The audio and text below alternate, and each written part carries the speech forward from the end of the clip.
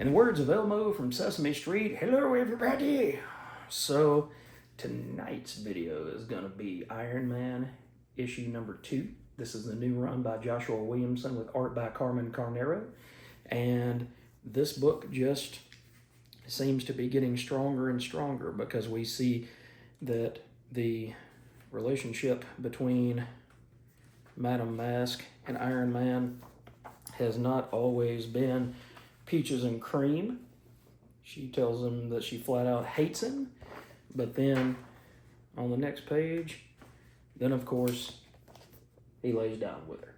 So you get to see the playboy part of Tony Stark, which is what everybody seems to love.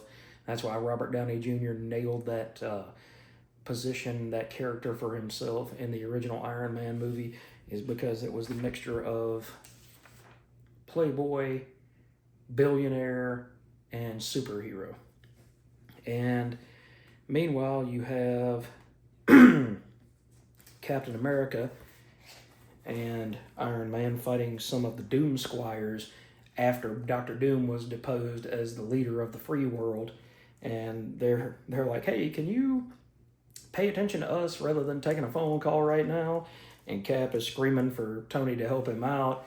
And he's like, be right there, Cap. Hang on just a second. And he's trying to set up a date.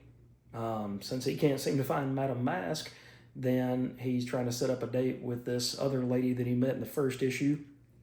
And then at the end of that, you get to see that Tony is carefree as usual, and Cap is the more responsible one, as usual. And whoever Cap is talking to, which I believe is the new Illuminati that he was with at the end of the last issue, then he gets on the phone and he says, hey, I talked to Tony and you were right. We do need to keep an eye on him.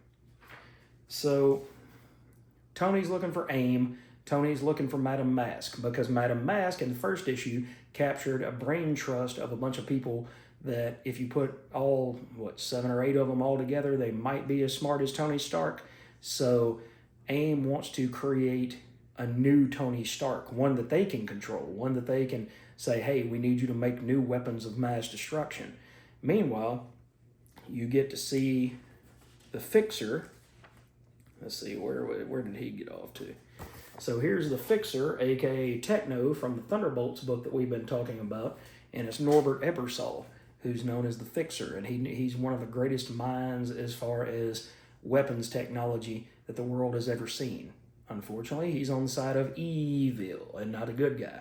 So therefore, AIM wants to have all of the cards stacked to their favor. They want Iron Man to be outmanned, outgunned, outsmarted, outthought, and everything else that they can do to make sure that they have the biggest brains in the room, and he's kind of left behind.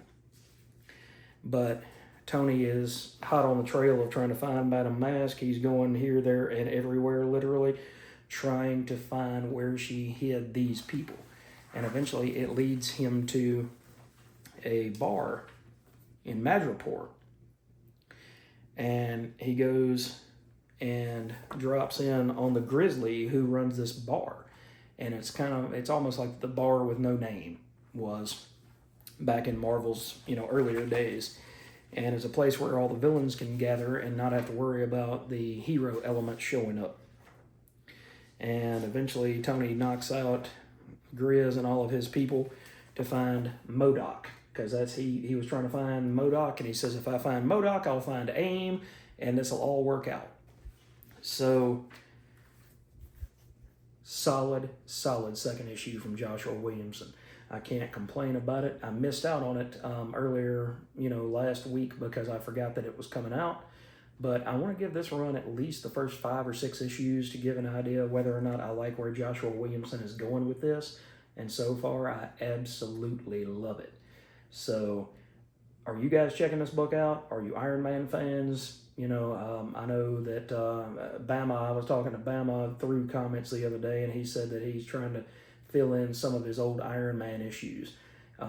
And I haven't read a whole lot of stuff previous to issue 200, but from about 200 on, where the Ironmonger came in, all the way through Armor Wars 2, the Dragon Siege Saga with Paul Ryan on artwork, and then all the way through issue 300 where you got Ultron pop, not Ultron, Ultimo pop back up, and I think I dropped it right after Hands of the Mandarin all the way through 312.